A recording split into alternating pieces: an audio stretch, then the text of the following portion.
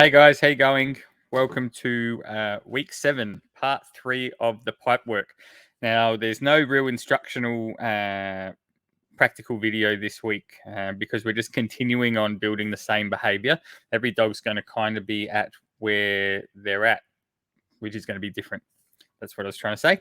So it's really just to show you and give you some reminder tips about when we're free shaping something that we want to make sure that we're at a reliable stage, or with any behavior, at a reliable stage before we move on to the next, right? So we first had the dogs targeting nicely on the floor, that there was something to do with the pipe that was getting them the reward.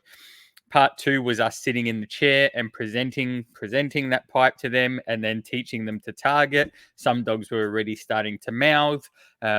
Some dogs pick it up really quick, right? So what we want to remember to do, that if we're sort of stuck, or we feel that we're stuck with just the dog touching that pipe, it's because that's all we're ever rewarding for, right?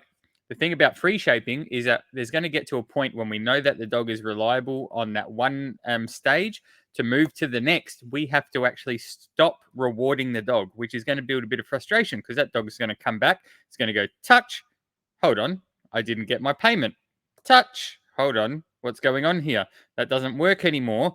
Frustration's going to build, and maybe I'll bite it. Maybe I'll try hit it up, right? They're going to try a few different things.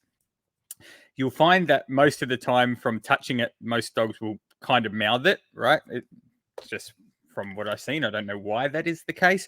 And as soon as we kind of get a nick on a tooth or something like that, we want to mark and reward again, right? So we're edging closer to where we want to go. So we want to continue on that path to get the dogs mouthing.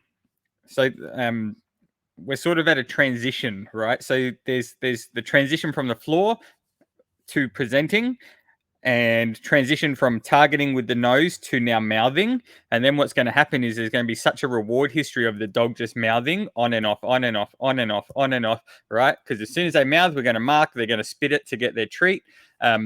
And then they're going to start anticipating. So all I got to do is just that, and I'm going to take it off, that, and I'm going to take it off. Once we're at that 98% reliability, right? So if I mark and give the dog food and he goes straight back to doing that behavior, then I know that he's at the stage to hold out and move to the next step. And how we do that, I'm going to see best way. There we go. That might be a bit easier. How we do that with the transition from mouthing to building duration, because at the end of the exercise, the dog has to hold that pipe until we release it. So what we're going to do is, from going mark, yes, mark, yes, mark, yes, mark, yes, then we're going to, the dog's going to go over, and they're going to open their mouth again, and I'm going to put some slight upwards pressure. So if you can imagine, how am I going to do this? That's the canines, as bad as that looks. That's the canines. It comes in, the dog sort of clamps down a little bit and goes to open up, and I'm just going to follow the dog. Just for that split second, slight upwards pressure. I don't want to force anything. I still want the dog to work out what's going on, but I'm just going to give that little bit of assistance, right? Slight upwards pressure, right? If I get a 1/100th of a second rather than the dog releasing straight away, I can just follow the dog a little bit and then mark it. You keep doing that for a while, and the dog will, most dogs will actually try and think that it's about pulling back. That's why I then put it in between my knees, or I'll hold it, and they'll eventually work out. Even if they do sort of grab it and give a pull back, I would still pay for that at this stage, because to pull back, they must be clamping down and have a bit of duration. So I'd still pay for that. However, when I put it between my knees, or if I hold it firmly enough that the dog can't pull it back, we have to remember why dogs do anything, right? Why dogs do anything. Give you a second to answer that. Cool. I'm sure you're right by saying that dogs only ever do anything to better their own situation. So if a dog is repeatedly pulling back to get that food and realizes that actually my pulling back is not changing the pipe, sure, if we give into the pipe and then reward, the dog's like, oh, cool, I pull back. But if it stays there and the dog's pulling back and the pipe's not moving, but the dog's getting paid, the dog's going to soon realize that I don't need to expend that energy to do that behavior and get paid. They're lazy. They'll find the fastest way to success. So they'll eventually stop pulling. All right. And if you have a dog that doesn't, then we'll work around that. But again, all dogs that have started pulling have stopped pulling once they realize that it's not about pulling and I can get the same success without expending that energy.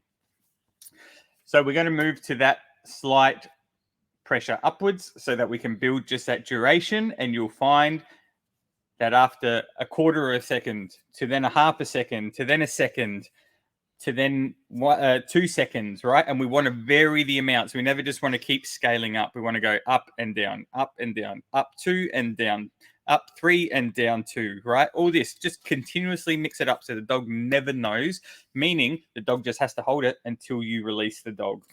And that's how we're going to build the duration.